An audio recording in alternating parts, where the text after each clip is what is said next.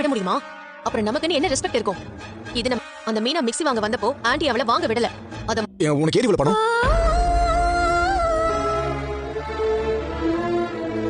தாலி அடகு வச்சுட்டேன். அவங்க வீட்டு காசை நாம சும்மா வாங்கி நான் உன் வைஃப் மனோஜ். உனக்காக செய்யாம நம்ம தாலி வாங்கி கொடுப்பேன். அந்த நம்பிக்கை எனக்கு இருக்கு. இதுக்கெல்லாம் காரணம் முத்து தானே? டேய் வாய் மூடுறா. செய்யதெல்லாம் செஞ்சுட்டு திமிர உன் இஷ்டத்துக்கு எதுவும் செய்வியா?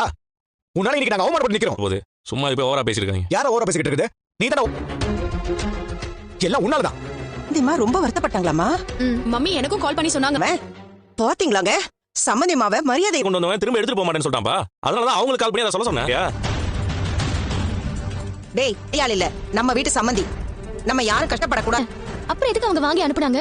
ஏய் என்னடி அவனை ஏத்தி இப்ப என்னப்பா நீங்க எதுக்கு ரிட்டர்ன் அனுப்புனீங்க? என் அப்பா சொன்னதுக்கு என்ன அவமானப்படுத்தணும், என் பேரை கெடுக்கணும். நாங்க நல்ல பிசினஸ் பண்ணணும். ஐடியாவோட இதை பண்ணாங்கன்னு உங்களுக்கு தெரியல. இப்ப என் மம்மி என்ன ஐடியால பாருக்குதா இதெல்லாம் பண்ணிருக்காரு. அன்னைக்கு நீங்கமா நடிக்காதீங்க முத்து. அந்த கோதை இப்படி பழி வாங்கிருக்கீங்க. நான் சொல்லிட்டேன். என்னடா செய்வா? என்ன மிரட்டுறியா? டேய் முத்து, நீ என்ன செய்யற? அந்த ஏசியோட காசை திருப்பி கொடுக்க வேண்டியதாயிடுச்சுமா. வந்து கொடுத்தா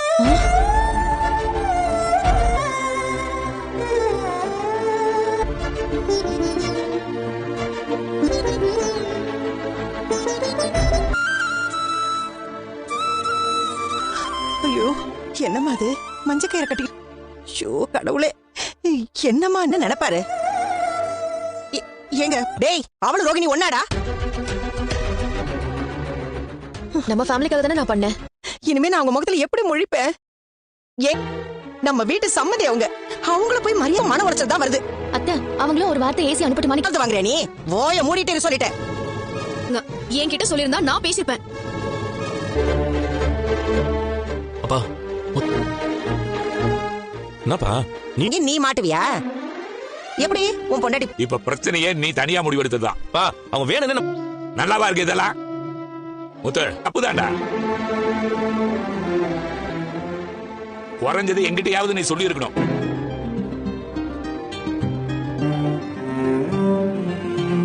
என்ன தப்பு பண்ண நாளாக என்ன திட்டிட்டு இருக்கீங்க?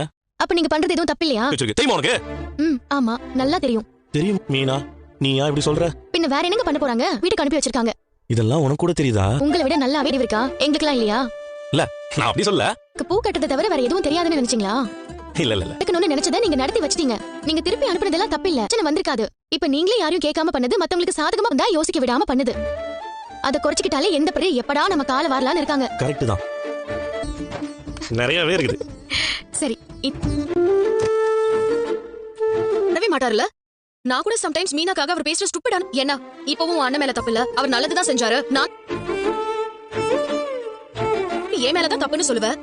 இப்ப உன் அண்ணன் மேல தப்பு இருக்குன்னு சொல்ற. நம்மள ஒரு வார்த்தை கேட்டுக்கணும். இல்ல அப்பா அப்பா இது தப்பு தானே நம்ம கிட்ட கேட்டுக்கணும். இல்ல அப்பா அம்மா கிட்டயாவது நல்லா கொடுத்திருந்தா அது வேற சுத்தி. ஆனா இந்த வீட்டுக்குள்ள என்ன பொருள் வரணும் வரக்கூடாது. ஓகே எனக்கும் புரியுது. ஆனா வெளியில நீ எல்லாரும் முன்னாடியும் இதை சொல்லவே இல்லையே. உங்க அம்மா இப்படி செஞ்சது எனக்கு தப்ப. என்னடா வேண்டாண்டா நாங்க எதுவும் பேசிக்கல. விட்டு கொடுக்க கூடாதுன்னு நினைச்சு பாரு. இப்பதான் நீ ஒரு கரெக்டான ஹஸ்பண்ட் மெட்பியா இருக்கு. நிஜமாவா? ஆமா ரவி. தான சிச்சுவேஷன்ல நம்ம மேல தப்பே இருந்தாலும் தான் ஹஸ்பண்ட் தனக்கு சொல்லுவாங்க. அவங்க ஹஸ்பண்ட்ஸ் எப்பவும் அவங்களோட ஃபேமிலிக்கு தான் ஃபேவரா இருப்பாங்க. நீ என்ன பத்தியும் யோசிச்சிருக்க. முத்துவும் அப்பா இப்ப நான் மட்டும் உன்னை எப்படி விட்டு கொடுக்க முடியும்? வீடுன்னு வார்த்தைக்கு 300 தடவை சொல்லிட்டு இருப்பேன். இனி வாடகை கேட்டாலும் கேட்பேன். இதுக்கு மேல நான் என்னதான் செய்யணும்? அவனால இந்த மீனாவால இந்த வீட்டுல யாரா சாவி கொடுக்கறா. அவங்க 2 பேரும் இங்க இருக்கிற வரைக்கும் இந்த வீட்டு இப்பவே அவங்க 2 பேரும் ரூம் இல்லாம ஹால்ல தான் படுத்துக்கிறாங்க. இந்த ரூம்ல இஷ்டத்துக்கு எதையாவது பண்ணிட்டே இருப்பாங்க. நம்ம கண்டுக்கவே கூடாது. அப்படிதானே? அவ தாலி செயினே கட்டி கொடுத்துக்கா. எனக்கும் வருத்தமா. அப்ப அது வரைக்கும் என் மருமக கழுத்துல மஞ்சள் கயித்தை கட்டிட்டு இருக்கணுமா? நம்ம தப்புதான் அத்தை. தெரியாம வந்துட்டேன். மன்னிச்சிடுங்க.